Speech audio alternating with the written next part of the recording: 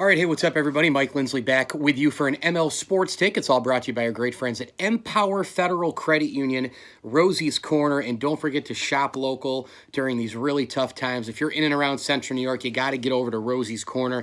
Pizza, pasta, hot and cold subs, and more. They'll do the takeout. They have Grubhub. There's ways to get it. They're super clean there, wiping off the counters every other second. So make sure you get to Rosie's Corner for the pizza, the pasta, the hot and cold subs. The wings are incredible. Over at Rosie's Corner, right in front of the Brewerton Bridge, right off the Bartell Road exit, if you're watching this from, the greater Central New York area. Also, a big tip of the cap, thank you to Sit Means Sit Syracuse. Awesome dog training there, as well as Bryant and Stratton College and Welch and Company Jewelers, the official jewelry store of the ML Sports Platter. Shop the showcase today. Watches, necklaces, engagement rings, wedding rings, you name it, at Welch and Company Jewelers, welchjewelers.com. Luce and Daniel and the gang really doing a phenomenal job. So NFL free agency is obviously hit, and it has gone bananas. And I don't mind that the NFL is, is continuing on with free agency, because it's a cyber world. You can do it on the phone. You can do it over the computer. You can pull deals off. You can send electronic contracts. I don't give a shit about that. We're not putting 20,000 people in a freaking arena for the NFL draft just yet. This is transactional. You can be in a bunker and be away if you're Sean McDermott from your general manager in Brandon Beane. A lot has gone down. Obviously, Tom Brady going away from New England. He's expected, according to Colin Cowherd and Fox Sports, to sign with Tampa Bay tomorrow. There's Cam Newton told to, hey, go ahead and make your own trade. Teddy Bridgewater going to Carolina. A bunch of different things going on.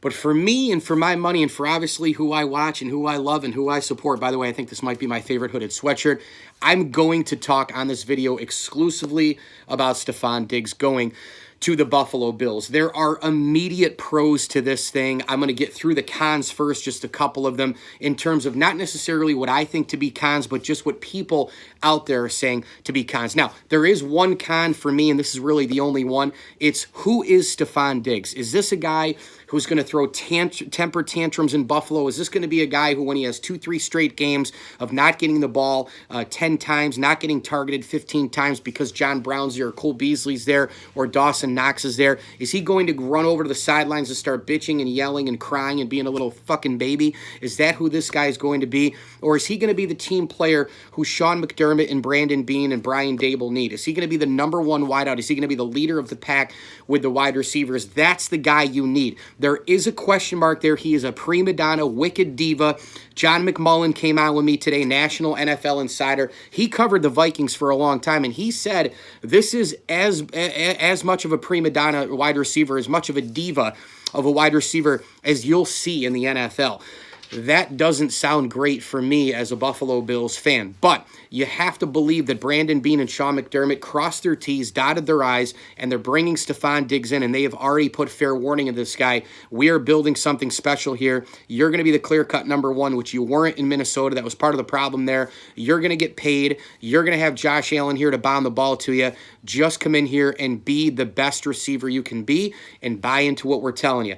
Apparently, he listened, because he's going to Buffalo. Hopefully that holds true. Another con that I'm hearing from a lot of people out there, whether they love the Bills or not, is that the Bills gave up way too much in terms of draft pick compensation. To me, I think that's hogwash. Number one, the Bills were picking number 22 in the first round. There's no way that any guy in the NFL draft coming out of college, whether it's Judy at Alabama, Jefferson and company from LSU, Justin Jefferson, you take a look at all the other players all across the board in college football, none of them would be able to walk through the doors at one Bills drive and be a number one wide receiver / top 5 wide receiver in the National Football League. When you look at Amari Cooper, you look at Julio Jones, you look at Michael Thomas, you look at DeAndre Hopkins, and then you throw Stefon Diggs in there. To me, those are the top 5 wide receivers in the NFL. And I think after DeAndre Hopkins and Michael Thomas, you can kind of coin flip those guys as well. I think you can make an argument that Stefon Diggs can slide right in there at the number 3. This guy wasn't even at times the number 1 in Minnesota.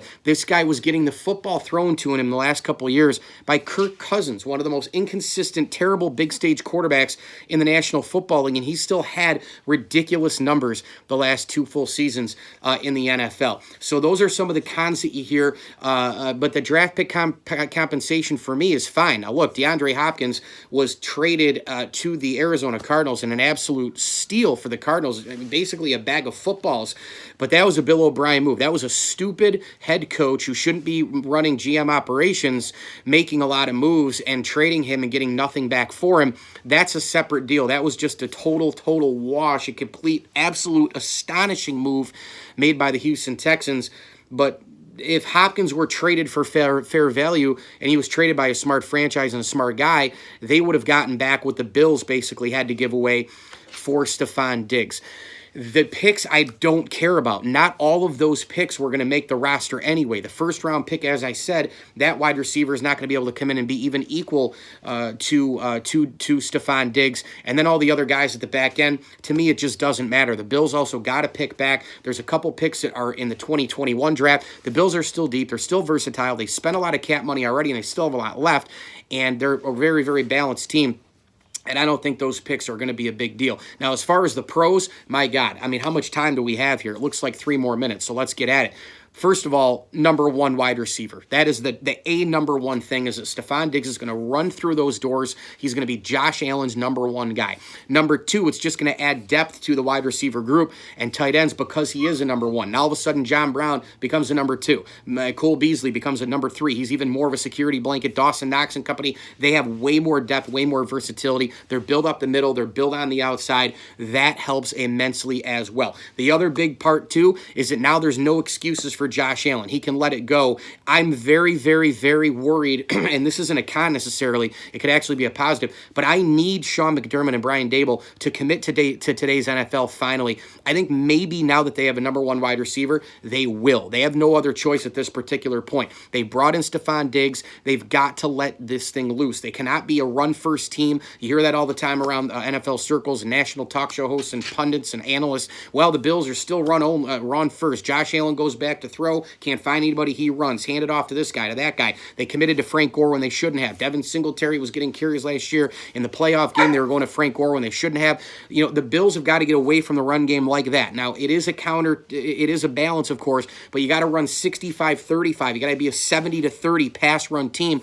in the NFL. Hopefully, the Bills will throw the football like crazy. The Bills have very good coaches, but they got to be consistent with their message. Sean McDermott, Brian Daboll's the OC. They've got to throw the football way more, especially now that they have Stefon Diggs. How about the numbers for Stefon Diggs? He's not going to kill him with a salary cap. You got a top 5 wide receiver at this particular point, and you don't have to pay him any more than, what, $12.5 million per year for the next few years, which brings me to another pro for the Buffalo Bills. Stefon Diggs is going to be in his upper 20s in this contract. He's not going to get into the 31, 32, 34, 35 mold. There's very few wide receivers in the mid to upper 30s who can really perform at a major high level. Larry Fitzgerald being one of them. But you're not going to have to worry about that if you're the Buffalo Bills. He's there for a few years, 3-4 years. He's going to be between $11 and $12.5 million per year for the next few years.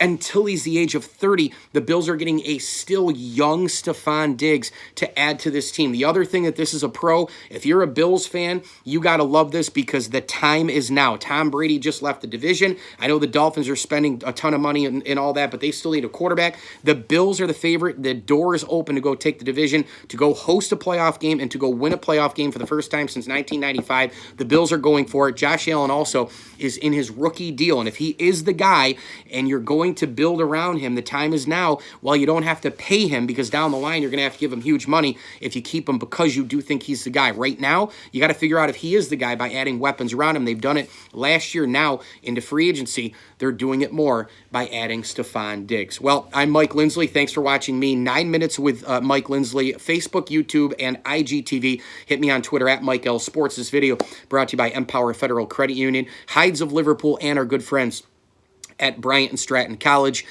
When they return, whenever that is, enjoy the games.